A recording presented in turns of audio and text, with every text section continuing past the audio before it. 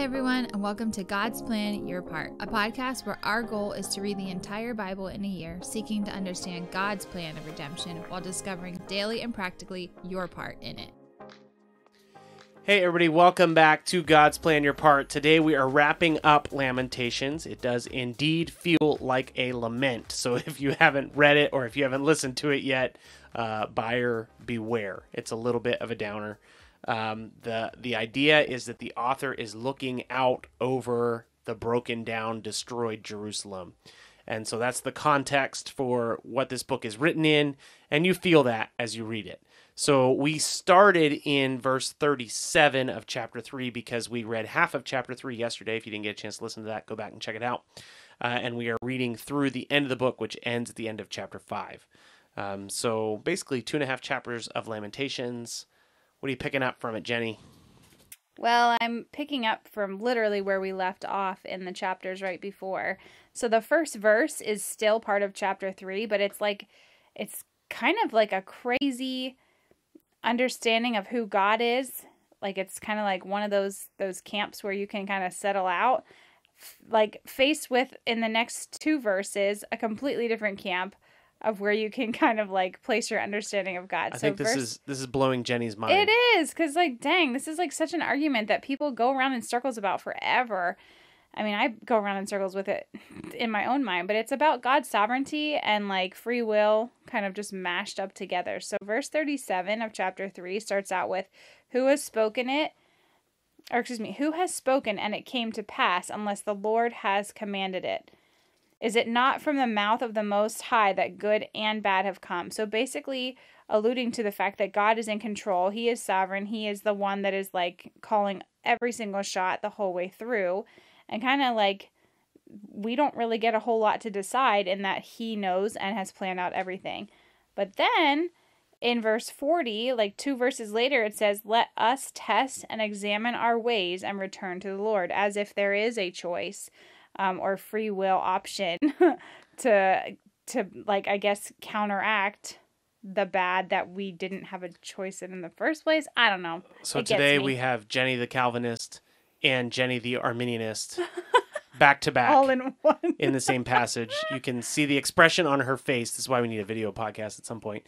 The expression on her face is that she is torn into how to make sense of this. It's usually because I feel like there's some pretty solid passages about one or the other, and this is both just like flung together in like a couple sentences. So these are huge topics, huge camps. One of my favorite things to do in Bible college was go to the coffee shop where everybody liked to argue and just be like, so I just feel like nobody really has a choice, and then watch people start to argue and then just leave, which I don't recommend. That was kind of a jerk thing to do, but I did do that from time to time. You will find throughout the Bible that there are passages that speak to God's sovereignty, about his utter and complete control, and those passages are true. And you will find that there are passages about how you have a choice in the matter, how you choose salvation, how you choose to sin and repent from sin. And those passages are true as well. And so somehow our relationship with God, who is sovereign over all things, exists in tension with the fact that we do have some level of choice in the matter. And I think like what we've seen in what God has been saying and doing is that he has warned that if Israel chose to not serve him, they would be punished. And so God moved sovereignly over the enemies of Israel and allowed them to crush Israel and allowed them to crush Judah and allowed them to crush Jerusalem. And he did that sovereignly. He was completely in control. And yet the fact that Israel had a choice to be obedient or not obedient indicates that Israel also had a choice to some degree in the matter. And you can see both of those kind of theologies and thoughts present in Lamentations. So lots of people have strong opinions about those camps. But what's interesting for both of these is that I think this is the first time where I've read from both of those ideas and kind of come away with, it seems like God knows all past, present, future decision making, like there's all a plan, right? But at the same time, we are given like a conscience, an ability to choose whether or not we accept or reject God's grace and like gift of salvation. So like he knows it's all planned out, but it's a matter of us like Even that is tricky because later on we'll find passages about being chosen before the foundations of the world. That's in Ephesians. We'll hear about the faithful elect. Interesting. So even that It's sometimes just seems... it feels like you just like chasing in circles. Sometimes it feels like, okay, I kind of get it. But I guess what's unique about this, first and foremost, is that those two different opinions or ideas, whatever you want to call them, are so entwined, like closely entwined in these verses. What I have seen in practice, we kind of dove deeper into this than I thought we might, but what I've seen in practice is that there is serious error on the extremes of either side of these positions.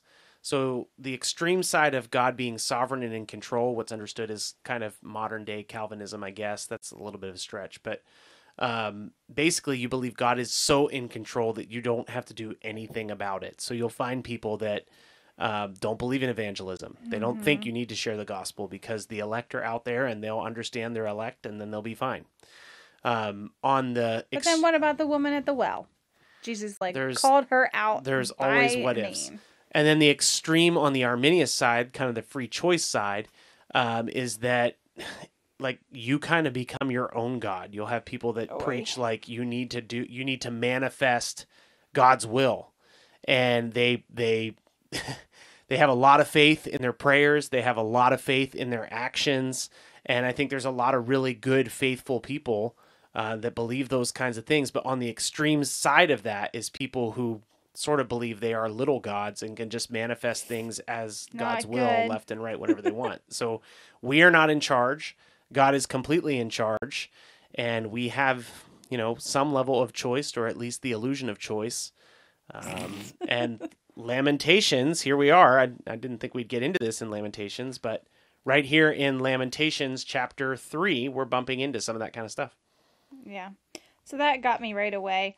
I think the end of the chapters, like 4 and 5, are just like, they're really depressing, honestly, because it's talking about their experience in exile and what it is compared to a lot of. Like, there's a lot of, like, women being mistreated in many, many different levels of terrible that. Things. Yeah. The men basically, like, being put in positions of just, like, handing over their authority over like families and life, I guess. So just like, I don't know, this like extreme lowering of all respect and honor and dignity. The downfall of Jerusalem was extreme. It was at the hands of the Chaldeans, the Babylonians, and the siege was long and it was horrible. So there are many terrible things here, as there are many terrible things that happen in war today. One of the more extreme things that's listed is in chapter 4, verse 10. The hands of compassionate women have boiled their own children. They became their food during the destruction of the daughter of my people. When Jenny says that it's a dark reading and it's a sad reading, that is certainly true. What's interesting is that in Leviticus 26 and in Deuteronomy 28, these are places where God lays out the blessings and the curses of his covenant. The fact that women will be eating their children is part of that curse. And so it is dark, it is sad, and one of the things that was told to the people in the original covenant was that this would occur if you were not obedient. And what's crazy too is like when you think about that like horrible act, right? Like one, it's like it's awful to begin with. But two, they were in such a place of desperity that they did that. But at the same time, like, there's still the choice. Like, you can choose God or you can go and eat your kids. And, like, they still did the unthinkable every single time. So if you compare what we've read in Lamentations to what we read in Jeremiah, remember there's this group of people in Jeremiah that say, hey, God, like, speak to us. We'll do whatever you tell us. And then God speaks to them, and they're like, "No, we don't want to do that. Right. We were having good lives when we sacrificed things to the goddess of the heavens or something." So like the disobedience here is stark, and the punishment for disobedience is stark. And by the way, the punishment for continued disobedience is still very dark and very strict. We still believe like if you don't repent for your sin, you are judged. And that is what God was doing here. He was judging the people for their sin. chapter 5, verse 19 is really interesting to me. It got my attention because it's dark, but this is an interesting bright spot. But you, O Lord, reign forever. Your throne endures to all generations. Keep in mind, the imagery of this book is the destroyed Jerusalem. The Babylonian army actually tore down the walls that were built up.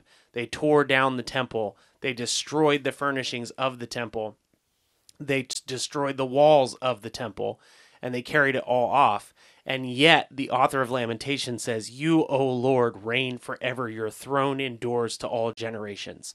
By all rights and purposes, they could have assumed that God's temple, God's throne, had been destroyed. And yet the author of Lamentations says, no, your throne endures forever. And so there is hope. There is like something to cling to in dark times. And that is that God's reign is not tied to any specific nation or location or kingdom. God reigns, he reigns eternal, and when we're obedient to him, we live the lives we were intended to live, and we are under his hand. It doesn't mean we don't suffer, but we are under his hand. And just to clarify, I do want to make sure I throw this into the podcast today. I've said a little bit along the way that God here is removing his hand of protection from the people and allowing them to live like the rest of the earth lived at that time.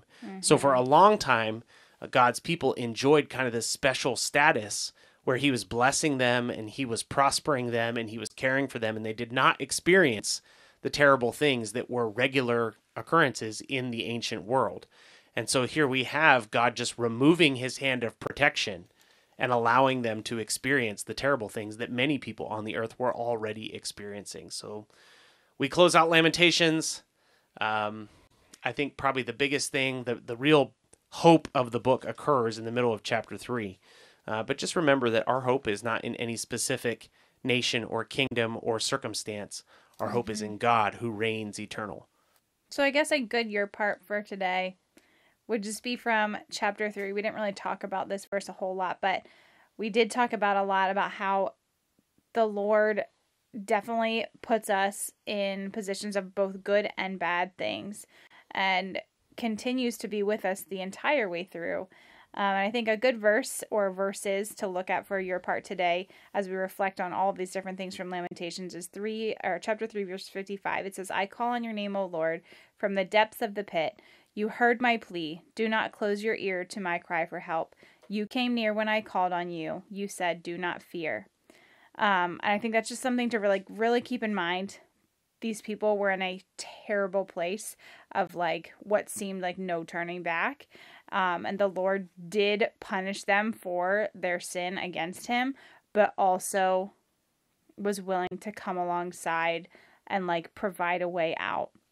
And I think that is powerful for us today, because I know we can get in bad and rough places where we feel distant and dark and far from the Lord. And he does hear our cry for help, and remembering to repent for the things that are keeping us far from the Lord, lamenting those things to him and asking him for help. He reminds us that he is near. We don't need to fear. We just need to repent of those things so that we can continue to draw closer and closer to him. So I hope you guys enjoyed Lamentations with us. We'll be back again with some newer books tomorrow. Ezekiel, I believe. Yes? Awesome. So we'll see you guys back tomorrow. Thanks so much for listening to God's Plan, Your Part. If anything stuck out to you, if you have any questions, or if you'd like to receive a Bible, you can email us at godsplanyourpart@gmail.com. Also, if you're enjoying the podcast, please consider supporting us through the link in our description. We love that you're on this journey with us, and we hope you have a great day. See you tomorrow.